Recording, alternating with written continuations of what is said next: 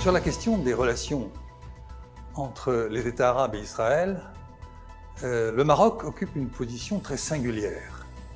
Du point de vue géographique, c'est le pays le plus éloigné d'Israël.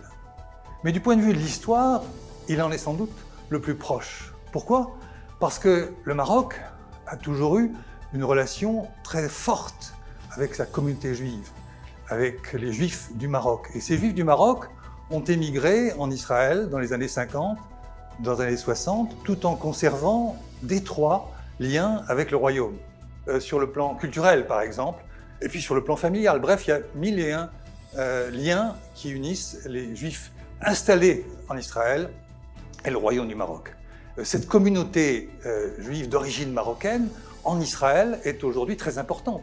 Elle représente sans doute pas loin d'1 million de personnes sur une population juive israélienne de 7 millions. Donc ça veut dire qu'un juif israélien sur 7 est d'origine marocaine, et cette communauté est en plus extrêmement bien intégrée, tant sur le plan social que sur le plan politique.